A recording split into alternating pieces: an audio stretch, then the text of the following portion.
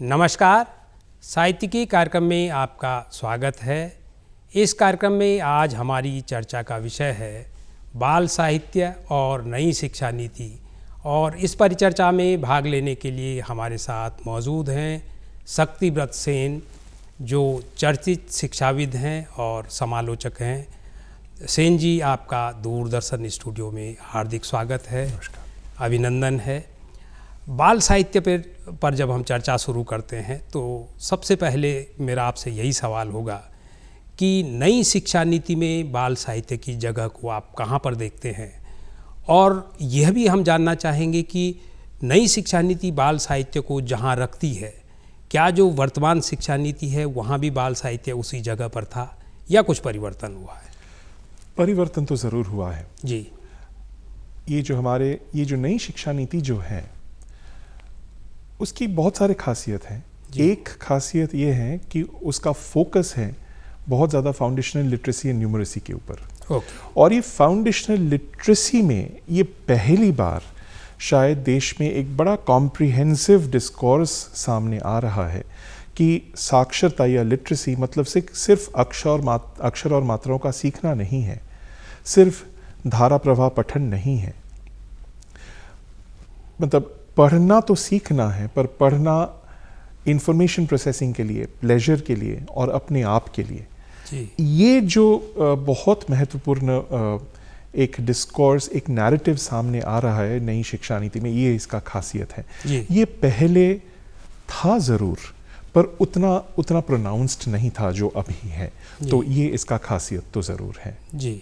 और इसमें बाल साहित्य की कहाँ जगह आप पाते हैं? देखिए, जैसे ही हम लिटरेसी के बात कर रहे हैं, आप पूरी दुनिया भर में देखेंगे कि लिटरेसी के साथ लिटरेचर, खासकर चिल्ड्रंस लिटरेचर, बाल साहित्य बहुत ही एक जुड़ा हुआ विषय है। मतलब लिटरेचर और लिटरेसी ये दोनों जब तक साथ नहीं आ रहे हैं एक बच्चे की ज़िंदगी में, जी, तब तक पढ़ना सीखना या साक्षरता सीखना, at the end of standard 2 आप बहुत सारी चीज़ें अचीव कर सकते हैं, पर जब तक ये दोनों साथ नहीं आ रहे हैं वो बच्चा लाइफ लॉन्ग लर्निंग के लिए आगे नहीं बढ़ता। क्या बात है। तो ये जो बाल साहित्य का जो स्पेस है लिटरेसी में, इसको स्वीकार किया गया है पहली बार बहुत अच्छे तरह से। जी। दिस इज मतलब यही इसका खासियत है। जी। ये जानकर आपसे अच्छा लगा कि बाल साहित्य को पाठ्यक्रम में, शिक्षा में हमारी नई शिक्षा नीति महत्व देती है। लेकिन ये हम ज़रूर जानना चाहेंगे कि उस बाल साहित्य को इंट्रोड्यूस करने के लिए कोई मैकेनिज़्म आप पाते हैं शिक्षा नीति में? देखिए, पहले तो ये है कि इस पे और चर्चा हमारे देश में होनी चाहिए। जितना चर्चा, ये तो आ तो गया है नई शिक्षा नीति में, पर इसके ऊपर जितना चर्चा, जितना सोच विचार, जितना चिंतन और जितना काम होना चाहिए वो अभी भी बाकी है। वो अभी भी बाकी है। जैसे पहला तो ये डिसाइड करना पड़ेगा हमें कि बच्चों के हाथ में किस तरह के बाल साहित्य हम दे सकते हैं। आप बच्चा पढ़ना सीख रहा है, मान लीजिए कुछ अक्षर और मात्राओं को सीख चुका है। आप ज़्यादातर स्कूल्स में जाएंगे या बहुत सारे लोगों से आप बात करेंगे तो लोग कहेंगे कि बच्चा तो अभी पूरा पढ़ना नहीं सीखा है, आप उसके हाथ में किताब क्यों दे? पर ये शायद उतना सही नहीं है। जी। अक्षर मात्राओं के साथ वो बहुत महत्वपूर्ण चीज़ है, उसका एक्सपोजर, उसका इंस्ट्रक्शंस जब हो रहे हैं, साथ ही साथ लैटरली लिंक करना चाहिए उस स्तर के उपयुक्त बाल साहित्य को। जी। मतलब सीधा साफ बात, बच्चा अभी भी अगर पढ़ना नहीं सीख चुका है तो भी उसके हाथ में किताब दे दीजिए। क्या बात है। ये तो पहली चीज है। पर अब सवाल आता है कि कैसी किताब? क्योंकि बच्चा पढ़ना जब सीख रहा है, उस प्रक्रिया को मदद करने वाला टेक्स्ट क्या होगा? जी। उस प्रक्रिया मतलब सिर्फ अक्षर मात्राओं की समष्टि को पहचानना नहीं है। पढ़ना मतलब समझना। तो फ्लुएंसी और कॉम्प्रिहेंशन दोनों को बढ़ावा दे ऐसे टेक्स्ट, ऐसे पाठ, हम ऐसे बाल साहित्य हम लाएंगे कहाँ से? जी। और बहुत इंपॉर्टेंट चीज़ हमें जो समझना पड़ेगा यहाँ कि भारतीय भाषा और लिपियों में हमारे अक्षरों की बनावट जैसी है, अक्षरों की संरचना जैसी है, उसमें एक सुविधा देते हैं हमें पढ़ना सीखने के लिए, क्योंकि उसमें एक सरफेस पैटर्न दिखता है जी। आप बाराखड़ी को देखिए या अक्षर मात्राओं को साथ लगाइए, देखिए कि वो बड़े सुव्यवस्थित हैं जी। एक उसका अपना एक संरचना है। जी। तो उसको सीखने में मतलब ऐसा तो नहीं कहेंगे वो बहुत आसान है जी। पर वो सीखना मतलब वो अगर सिस्टमैटिकली बच्चों को पढ़ाया जाए बच्चे अच्छे से सीख लेते हैं उसको जी। पर साथ ही साथ उस पाठ के परिप्रेक्ष्य में सोचना भी सीखना है। क्या बात है। पढ़ना तभी पढ़ना है जब मैं पढ़ने की क्रिया करते वक्त पढ़ते वक्त सोच रहा हूं। क्या बात है। फ्लुएंसी का काम यही है कि वो मेरे ब्रेन रिसोर्सेज को थोड़ा सा फ्री कर देता है कि मैं पढ़ते वक्त समझूं, पढ़ते वक्त सोचूं। बहुत बड़ी बात है जी। तो पाठ में भी, एक बाल साहित्य में भी जैसे फ्लुएंसी के लिए भी मदद चाहिए वैसे सोचने के लिए भी मदद चाहिए। बच्चों को ऐसे बाल साहित्य दे दें जो उसके ज़िंदगी से जुड़ा हुआ हो, जो उनके आसपास से जुड़ा हुआ हो, ऐसे रोचक विषय जो उनको इंटरेस्टेड करे, मोटिवेट करे, सोचने के लिए मजबूर करे। बहुत बड़ी बात है। यही इसीलिए मैंने आपसे कहा कि आपकी जिस तरह की समालोचना है और बच्चों के बीच आपने बहुत लंबे समय से आप काम करते रहे हैं, नई शिक्षा नीति के इन तमाम विषयों पर आपकी जो विशेषज्ञता है उससे हम सभी लोग परिचित हैं। इसीलिए मैं ये सवाल लेकर आपके पास आया था कि बाल साहित्य शिक्षा में होना चाहिए, लेकिन उसका मैकेनिज़्म क्या होगा, उसका स्तर क्या होगा, और उसमें आपकी जो ये बात आई कि केवल पढ़ना महत्वपूर्ण नहीं है, उस पढ़ने की प्रक्रिया में बच्चा कितना समझ रहा है ये महत्वपूर्ण है, और इसी से कितना आनंद ले रहा है जी, और कितना आनंद ले रहा है जी। मतलब पढ़ते वक्त अगर मुझे याद है मैंने कहीं देखा था, पढ़ते पढ़ते बच्चा एकदम चुप हो गया क्योंकि वो कहानी था महाकाश में जाने वाले किसी रॉकेट का। वो रॉकेट अपनी आत्मकथा बता रहा है। तो वो सोचते सोचते वो बच्चा चुप हो गया और मैंने पूछा कि आप चुप क्यों हैं ऐसे, मतलब व्हाट स्टॉप्ड यू? तो उन्होंने कहा बहुत अंधेरा होगा ना। ओह, क्या बात है। ये जो सोच जी, ये जो सोच रहे हैं, वो अपने आप को वहां रख के सोच रहे हैं। इसका स्पेस पहले बाल साहित्य को हमारे देश में बाल साहित्य, पूरी दुनिया भर में ही बाल साहित्य ने ये स्पेस बच्चों को दिया है जी। इसी को क्लासरूम में लाना है जी जी। नई शिक्षा नीति में वो ये जो दिशा निर्देश हमें मिला है कि इसको क्लासरूम में ले आओ। हाँ, पर अब आप शायद ये सवाल करें कि ये क्लासरूम में लाए कैसे, क्योंकि एक तो पहले किस स्तर का किताब चाहिए वो पहले डिसाइडेड हो जी। ये इसके रिसोर्सेज कितना हो स्कूल के पास कि ये हर बच्चों के पास जाए जी। जब क्लासरूम में ट्रांजैक्ट हो रहा है जी। पढ़ने पढ़ाने की प्रक्रिया, तो इसका उपयोग कैसा हो, ये सब सोचना पड़ेगा। नई शिक्षा नीति इस पे दिशा निर्देश जरूर देता है, पर अभी भी हमारे देश पे इस पे काम करने की बहुत ज़्यादा ज़रूरत है। जी। शक्तिव्रत सेन जी, आपकी ये जो शुरुआती बातचीत पे एक बहुत महत्वपूर्ण बिंदु, जो इसको मैं उत्तराखंड के परिप्रेक्ष्य में ज़रूर आपसे चाहूँगा कि आप उस पर अपनी बात कहें। आपने जो ये कहा कि बच्चे को आप जो साहित्य दे रहे हैं वो साहित्य, उसके चरित्र, उसका परिवेश, उसका परिवार, पर्यावरण, वो उस बच्चे से जुड़ा हुआ होना चाहिए। और जब हम उत्तराखंड की बात करते हैं तो हिमालय का ये क्षेत्र लोक की दृष्टि से बहुत समृद्ध है, बहुत लोक कथाएँ हैं, बहुत लोकगीत हैं। आप क्या सोचते हैं कि अगर उन लोक कथाओं को, उस लोक को हम पाठ्यक्रम में लाएं तो क्या आपको लगता है कि बच्चा ये जो आपने कहा आनंद और उसमें डूबना, ये प्रक्रिया बच्चा ज़्यादा बेहतर कर पाएगा? बिल्कुल, इसमें कोई दो राय नहीं है जी। देखिए, पहले इसका एक बिगर पिक्चर को हम समझते हैं जी। Stories are our identity. हमारे जो कहानी है वो हमारे आइडेंटिटी है। हमारे देश में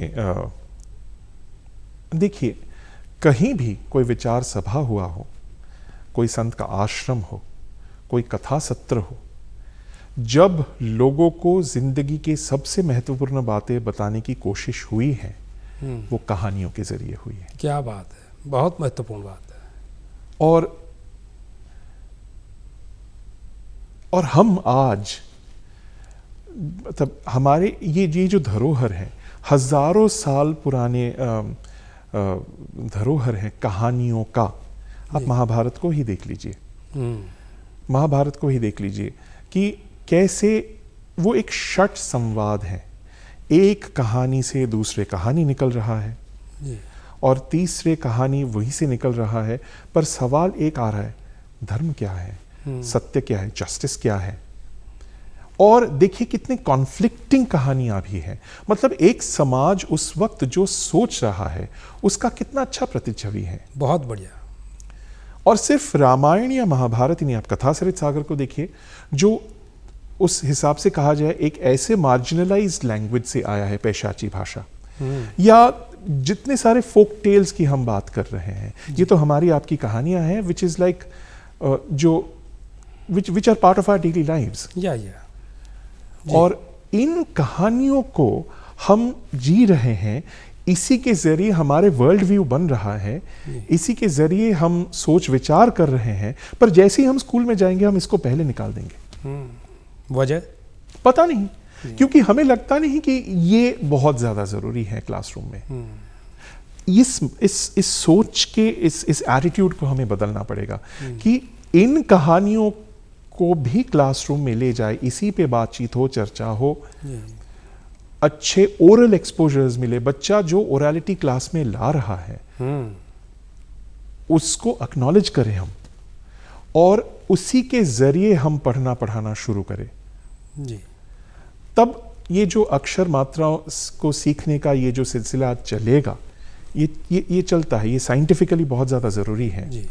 पर इसको अगर हम एनरिच नहीं करेंगे ओरलिटी के और बहुत अच्छे कहानियों के साथ, तो वो सीखना कभी संपूर्ण नहीं होगा। एंड वही उत्तराखंड के अगर इतने सारे कहानियां हैं जी, तो मुझे तो लगता है जितने जल्दी इनको इकट्ठा किया जा सकता है, इस पे थोड़ा सा सोच विचार काम किया, क्योंकि काम किया जा सकता है, इसकी जरूरत है। जैसे मान लीजिए जब समाज में एक लोक कथा का जन्म होता है, जरूरी नहीं कि वो हर वक्त बच्चों को ध्यान में रखते हुए बनाया गया हो जी। तो जब आप रीटेलिंग कर रहे हैं उन कहानियों को बच्चों के लिए जी, तो वहां थोड़ा सा सेंसिटिव होने की जरूरत है। मैं ये नहीं बोलूंगा कि सावधानियां रखें जी, नहीं, मैं किसी भी कहानी को जरूरत से ज्यादा सैनिटाइज करने का मैं मानता नहीं उसको।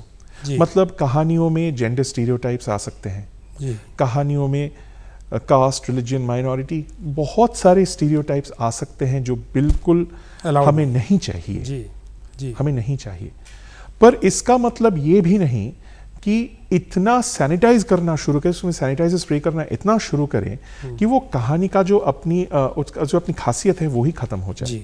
तो इसके लिए एक ऐसे दृष्टि की जरूरत है, एक ऐसे एक्सपीरियंस की जरूरत है जो इन कहानियों को लेकर बच्चों के लिए सेंसिटिविटी के साथ रिटेलिंग कर पाए। बहुत बड़ी बात है, बहुत महत्वपूर्ण बात है। एक एग्जाम्पल मैं दे सकता हूँ जरूर।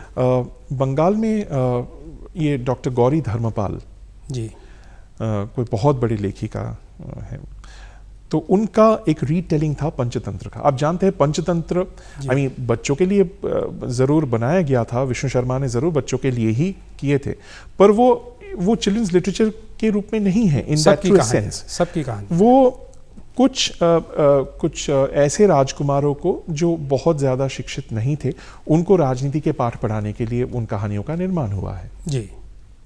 अब आज उसके रिटेलिंग कर रहे हैं डॉक्टर गौरी धर्मपाल जी।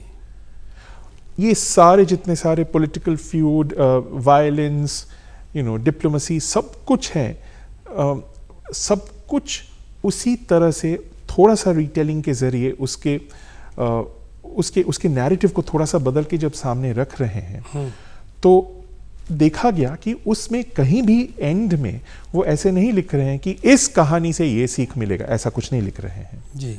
तो जब उनसे पूछा गया कि क्यों आपने ये नहीं किया, कि सीख तो जरूरी है, तो उन्होंने कहा कि मैं वो दमनक सियार, वो बड़ा चतुर है, वो बड़ा शातिर है और वो उसमें एक नेगेटिव टिंज है, बोले उसको मैं लिखूंगी ही ऐसे कि जिसको पढ़ के ही बच्चा सिर्फ इतना सोचना शुरू करे कि चलो भाई दुनिया में सब कोई दमनक नहीं है।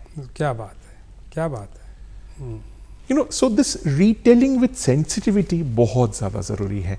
आप कहानियों को लाइए, लोक कथाओं को लाइए, इतना रिच एक रेpertoire है उत्तराखंड में जो मैं देख चुका हूँ, सुन चुका हूँ, आप ही लोगों से सुन चुका हूँ मैं। मुझे लगता है कि इसको जितना हम सामने लाएंगे पर उस रीटेलिंग के साथ, उस सेंसिटिव रीटेलिंग के साथ, उतना ही अच्छा होगा। जी। शक्तिव्रत सेन जी, आपकी बातचीत में जो ये पक्ष आया कि जब हम लोक कथाओं को लेते हैं, पुरानी कथाओं को लेते हैं, तो उनमें क्योंकि पिछले कुछ दौर से एक बहस ये चली है कि जैसे कि आपने भी कहा कि उसमें लैंगिक विभेद का मामला है, जातीय, सांप्रदायिक, तमाम तरह के विद्वेष का मामला है। उनको रिफाइंड करने के, उनको शुद्ध करने की प्रक्रिया में कई बार जो कहानी होती है, मूल कहानी, उसका एसेंस ही ख़त्म हो जाता है और कहना चाहिए कि वो कहानी अपना प्रभाव समाप्त कर देती है। ऐसा हम बहुत लंबे समय से देख रहे हैं और आपने बहुत महत्वपूर्ण मसले की तरफ हमारा ध्यान खींचा है। पर मैं इसी से जुड़ा हुआ एक सवाल आपसे करना चाहूँगा जो अभी तक का वक्तव्य रहा कि आजकल हमारे पास खासकर हिंदी पट्टी में जो साहित्य आ रहा है, आप तो उस साहित्य से लगातार गुजरते हैं, उसको दुरुस्त भी कराते हैं, उसके लिए पैरामीटर्स भी बनाते रहे हैं, इसलिए ये सवाल आपसे पूछना ज़रूरी होता है कि उस साहित्य से आप कितने संतुष्ट हैं और क्या हिंदी पट्टी में जो स्तरीय साहित्य है वो हमारे बच्चों तक पहुंच पा रहा है? हाँ, इसमें दो सवाल हैं। एक तो मैं कितना संतुष्ट हूँ। आजकल अलग अलग क्षेत्रों में जब मैं जाता हूँ, हिंदी स्पीकिंग क्षेत्रों में, मुझे काफ़ी अच्छा काम देखने को मिलता है। बहुत अच्छा देखने को मिलता है और बहुत सारे लोग इस पे अगर आके सोच विचार कर रहे हैं तो कुछ अच्छा ही होगा उसमें से, ये पूर्ण विश्वास है। जैसे मुझे आज दिख रहा है कि जैसे वो बंगाल में आबोल ताबोल होता था, आबोल ताबोल, हाँ, सुकुमार रॉय का उल्टा सुल्टा। जी, अच्छा। सुकुमार रॉय का वो एक क्रिएशन है, सुकुमार रॉय इज सत्यजीत रे's फादर जी, उनका एक क्रिएशन है जो बहुत ज़्यादा प्रभावित था एडवर्ड लेयर के नॉनसेंस राइम से। अच्छा। ये नॉनसेंस राइम से आप अगर हिंदी साहित्य को ढूंढेंगे तो आजकल, पिछले ज़माने में भी कुछ कुछ था। मैंने सुना है कि हरेंद्रनाथ चट्टोपाध्याय ने कभी ऐसे लिखे थे जी,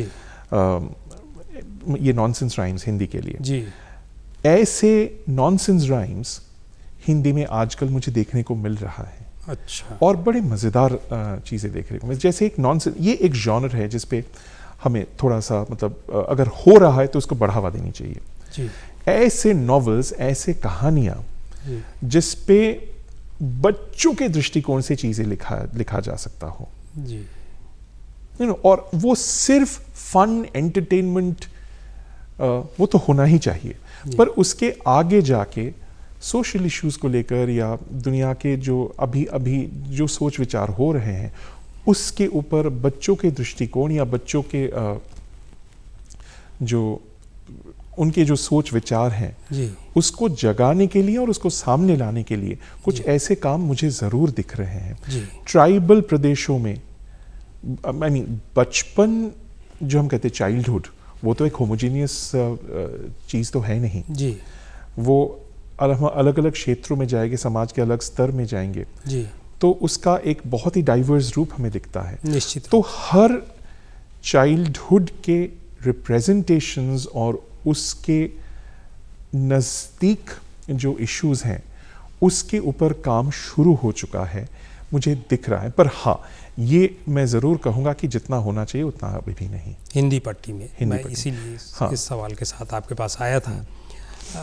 लेकिन सेन साहब, एक हिंदी में, हिंदी जगत में जो हम महसूस करते हैं, इस बात को आप भी स्वीकार करेंगे कि बंगला में, असमी में, अंग्रेजी में जो स्थापित लेखक मैंने सुना है केरला में भी, महाराष्ट्र में भी, हाँ, दक्षिण की जो हमारी भाषाएं हैं, उनमें जो हमारे स्थापित लेखक हैं, कवि हैं, वो बच्चों के लिए भी समान रूप से लिखते रहे हैं। बल्कि बंगाल में तो एक तरह से एक लेखक को स्वीकृति ही तब मिलती है जब वो बच्चों के लिए भी कुछ लिख देता है। ये बहुत बड़ी बात है। हाँ। हिंदी पट्टी में हम देखते हैं कि जो स्थापित हमारे कथाकार हैं, कवि हैं, वो बच्चों के लिए लिखने में एक तरह से बहुत आनाकानी कहिए उसको, या एक तरह से उपेक्षा भाव उनका नज़र आता है।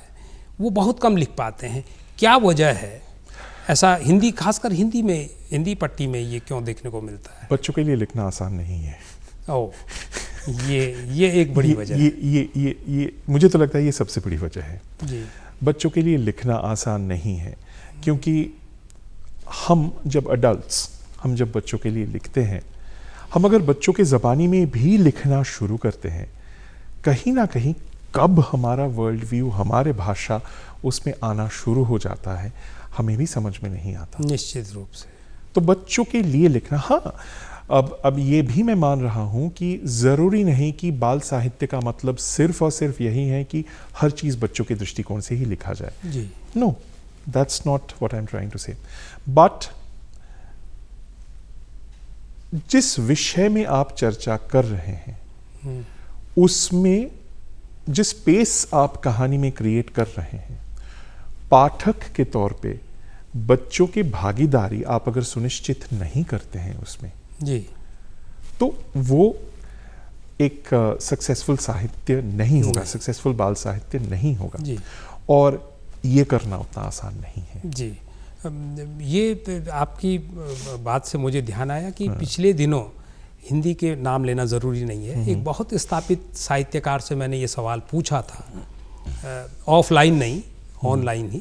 तो उन्होंने भी ये बात स्वीकार की थी कि भाई असली वजह ये है कि आप कुछ भी लिख लें, लेकिन बच्चे के लिए कुछ भी लिख पाना सबसे मुश्किल काम होता है। और जितनी देर में आप बच्चे के लिए कहानी लिखते हैं, उतनी देर में तो आप बड़ों के लिए कई कहानियाँ लिख सकते हैं। ये एक बड़ी वजह है। लेकिन मैं आपसे ये जानना चाहूँगा कि अभी ये तो आपने समग्र साहित्य की चर्चा की बच्चों के दृष्टिकोण से। हमारे पास कई विधाएं हैं, कहानी, कविताएं, नाटक, आत्मकथाएं हैं, रिपोर्टाज भी हैं। आप क्या सोचते हैं कि एक बच्चे को पढ़ने के लिए उकसाने के लिए, उसको पढ़ने के प्रति ललायत करने के लिए सबसे अच्छी और प्रभावी विधा आप किसको मानते हैं? सबसे अच्छी और प्रभावी विधा मुझे नहीं पता। ओके। पर मैंने देख चुका कि कहानी, मतलब अगर एक डाइवर्स जॉनर्स हम बच्चों के सामने रखें, तो बच्चे अपने चॉइस के हिसाब से अगर चीज़ों को उठा रहे हैं और किसी एक में उसको उस वक्त ज़्यादा आनंद आ रहा है, उतना काफ़ी है। जी।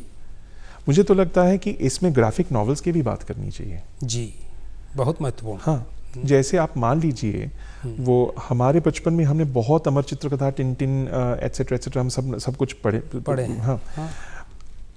अब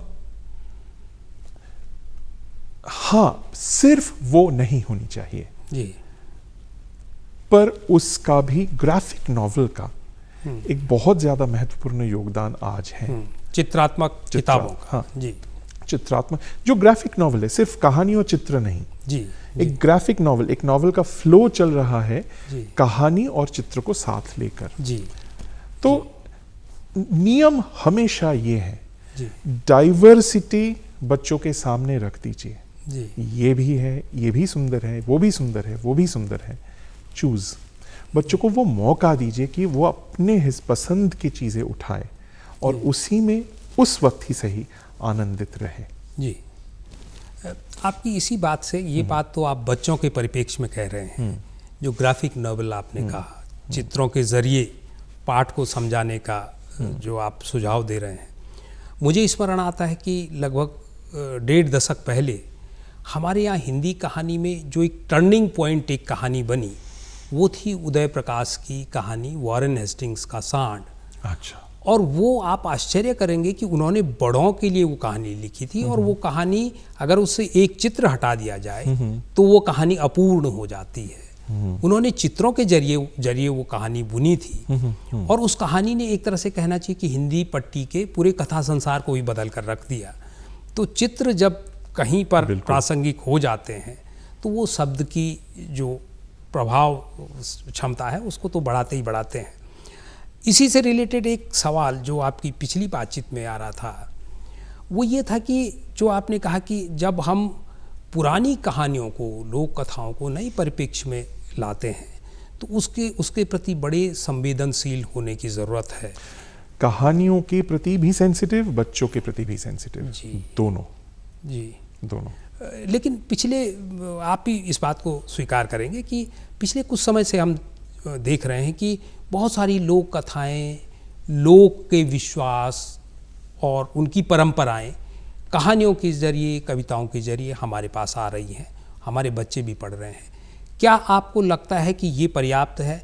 और ठीक इसी से संदर्भित ये सवाल भी कि उसी कहानी को जब अंग्रेजी का कोई लेखक लिखता है तो वो सीधे सीधे लोक से उठाकर वैसे ही उसको प्रस्तुत कर देता है, उस पर कोई सवाल नहीं होता और उसको पढ़ा भी जाता है। ये क्यों है हिंदी में और अंग्रेजी में ये जो समस्या है? English is an aspirational language for all Indians. मैं भी तो अंग्रेजी में ही बात कर रहा हूँ। जी जी। ये एक मतलब एस्पिरेशनल लैंग्वेज होने के कारण हमें लगता है कि हम जब अंग्रेजी सीख लिए हैं तो शायद सोशल मोबिलिटी के स्तर पे हम थोड़ा ऊपर जा रहे हैं जी। और जितना एक्सपोजर हम चाहते हैं कि हमारे बच्चों को अंग्रेज़ी साहित्य और भाषाओं में हो, उसका वर्ल्ड व्यू अगर वैसा बने तो नेचुरली वो सक्सेसफुल होगा ज़िंदगी में। सो ये एक सिलेक्शन बायस है एक पेरेंट के लिए, ये ज़रूर है। पर हाँ ठीक है, अंग्रेज़ी को तो मतलब मैंने भी अंग्रेज़ी में ही पढ़ाई की है ज़्यादातर, बट उतना ही महत्वपूर्ण भाषा क्या हमारे घर के भाषा हमें लग रहा है? This will be the most important thing. अंग्रेज़ी सीखिए, अंग्रेज़ी में बातचीत करिए, कोई प्रॉब्लम नहीं है जी। पर उतना ही मतलब महत्वपूर्ण तरीके से हम अपने भाषा को भी डील कर रहे हैं कि नहीं? मुझे याद है, मैं अपने छोटे से कहानी बता रहा हूँ। ज़रूर। हमारे घर में जब हम छोटे थे तो डिनर टेबल में मेरे दादी का स्ट्रिक्ट ये नियम था कि हफ्ते में 3 दिन सिर्फ अंग्रेज़ी में बात करना होगा और हफ्ते में 3 दिन सिर्फ बांग्ला में जी। कोई अंग्रेज़ी शब्द आप यूज़ नहीं कर सकते। तो 3 दिन जब अंग्रेज़ी बोलना होता था हम बोल लेते थे, पर जब बांग्ला 3 दिन बोलना होता था हम तो मतलब यूज्ड लाइक लिटरली लाइक पुला हेयर कि अब टेबल, चेयर, और उस पर डिस्कशन होता था कि टेबल बोला जाए, चेयर बोला जाए, कुर्सी या मेज़ कहें जी। या बांग्ला में जो शब्द हैं, या किसी ने उस वक्त ये भी डिस्कशन शुरू हो जाते थे कि ये तो अभी बांग्ला में एक्सेप्टेड है जी। तो ये बांग्ला का शब्द है। भाषा दूसरे भाषा की शब्दों को अपनाता है जी। तो ये जो डिस्कशंस होता था और उसमें बांग्ला को भी उतना ही महत्व देना जी। ये अगर आपके घर में नहीं हो रहा है, आपके अपने मातृभाषा, अपने गांव की भाषा, अपने आसपास के क्षेत्रों की भाषा को, हर भाषा को उतना ही महत्व अगर आप नहीं दे रहे हैं जी। तो मतलब त्रासदी माना जाना। हाँ, ये सही नहीं है। शक्तिव्रत सेन जी, बहुत संक्षेप में मैं आपसे जानना चाहूँगा कि हमारे सामने जो आज पाठकीयता का संकट है, खासकर नई पीढ़ी, मोबाइल ऐप्स और तमाम टीवी और इतना उनके पास तकनीकी का इतना समृद्ध संसार है, उनको किताबों से जोड़ने के लिए क्या किया जा सकता है? बहुत संक्षेप में।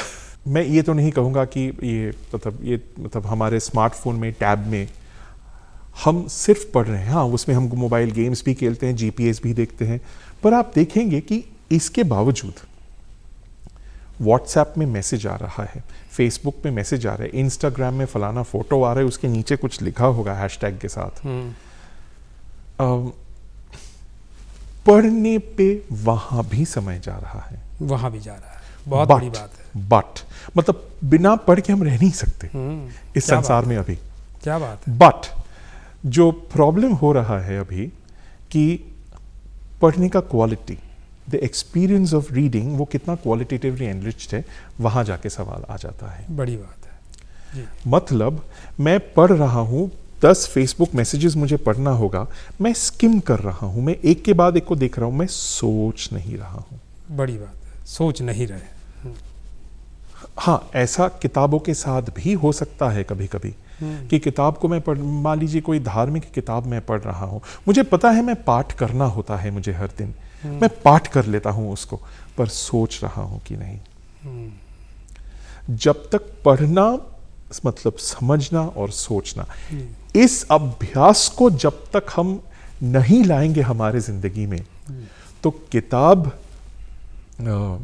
वो स्मार्टफोन, टैब, कोई भी काम नहीं आएगा। बहुत बड़ी बात है। पर यह भी मानना पड़ेगा जी कि ये जो अभ्यास है, ये सबसे बेहतर, मैं बिल्कुल अंडरलाइन कह के कह सकता हूं, सबसे बेहतर होता है किताबों से।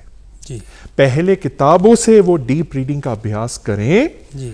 और उसी डिसिप्लिन को लाइए जी टेक्नोलॉजी के साथ। जी जी। तब ना वो बाइलिटरेट 21st सेंचुरी ब्रेन बनेगा। शक्तिव्रत सेन जी, आप बातचीत को जिस स्तर पर ले आए, उससे तो अब ये लग रहा है कि इसको आगे ही बढ़ाया जाना चाहिए और बहुत ही मनोरंजक, और कहना चाहिए कि कुछ चीज़ें आपकी स्तर से ऐसी आई हैं जो अमूमन हमारे डिस्कशन में, हमारे विमर्श में बहुत कम होती हैं, लेकिन समय की अपनी एक सीमा होती है। आप हमारे स्टूडियो में आए और इतने महत्वपूर्ण विषय पर आपने इतनी गंभीर बातचीत की, इसके लिए आपका बहुत बहुत धन्यवाद, आभार। ये थी हमारी आज की साहित्य की। अगली बार फिर कुछ नए मेहमानों को लेकर किसी नए विषय के साथ आपके बीच आएंगे। तब तक के लिए इजाज़त दीजिए। नमस्कार।